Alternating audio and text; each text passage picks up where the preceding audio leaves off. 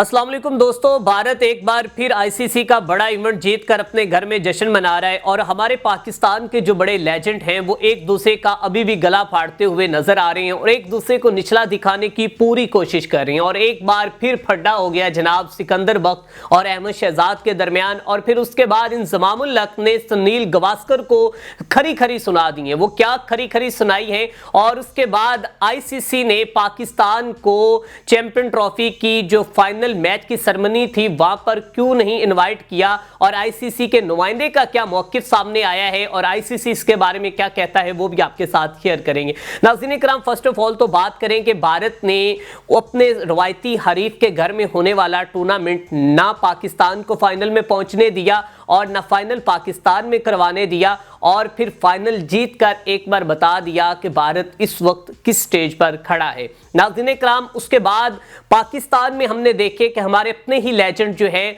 वो live show के अंदर बैठकर एक दूसरे को निचला दिखाने की पूरी कोशिश कर रहे थे।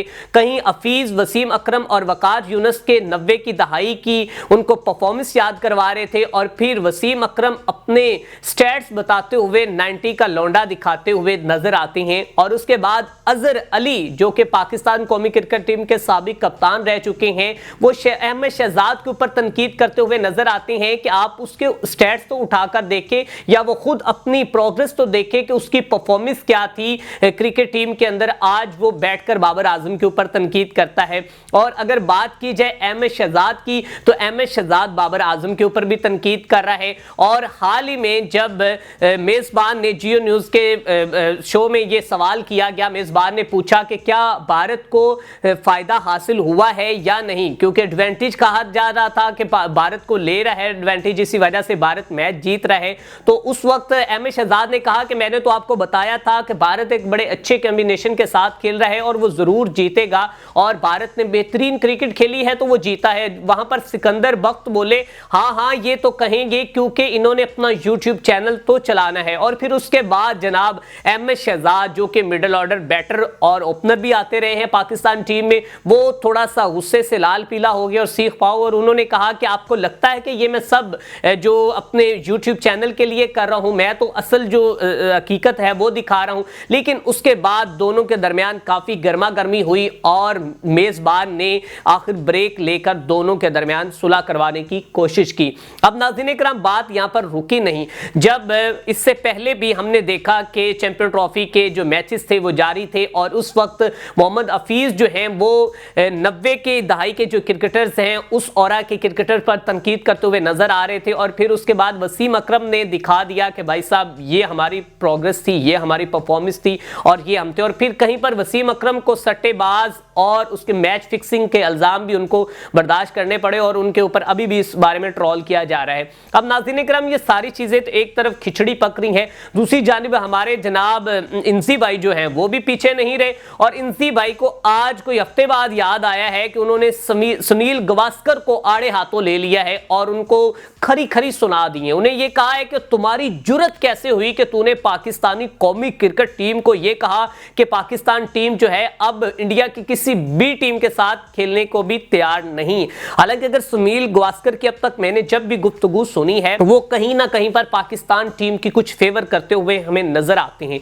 क्योंकि वो कुछ अपने जबान से, अपने मुंह से जहर कम उगलते हैं और पाकिस्तान क्रिकेटर की जो रहनुमाई है वो ज्यादा करते हैं। जैसा कि उन्होंने बाबर आजम की जो टेक्निक्स के बारे में उनको बताया और उनको बताया कि बाबर आजम आपके पास एक बड़ा लेजेंड बल्लेबाज है, बड़ा प्लेयर है, आप उसको ग्रूम करें, उसकी ग्रूमिंग होगी तो देन वो अपनी परफॉर्मेंस दिखाएगा और उसको भी अपने आप को थोड़ा सा ये किंग शिंग कहने से वो बाहर आए और अपनी परफॉर्मेंस करके दिखाए। और नो डाउट बाबर आजम एक बहुत बड़ा बल्लेबाज है, ये सुनील गावस्कर का कहना था और उन्होंने उनकी टेक्निक्स के बारे में भी उन्हें कुछ जो एडवाइस दी। अब नाज़रीन इकराम, आज जियो न्यूज के मुताबिक जनाब उन्होंने बताया है, जियो न्यूज की वेबसाइट से हमने ये खबर पढ़ी, देखा कि जियो न्यूज कह रहा है कि इंजमामुल हक जो हैं वो सुनील गावस्कर पर बरस पड़े। आज बरस पड़े कि जब उन्होंने इनको दिखा दिया कि पाकिस्तान कौमी क्रिकेट टीम की जो औकात है वो ये है और हमने इस तरह ये फाइनल जीता है। और अब फायदों की और उन्होंने अब इंजी भाई क्या कहते हैं, इंजी भाई कहते हैं कि आप थोड़ा सा अपनी जबान को संभाल कर गुफ्तगू करें और आप पाकिस्तान टीम को इतना भी निचला मत दिखाएं, यही पाकिस्तान टीम जो है वो भारत से जीतती रही है।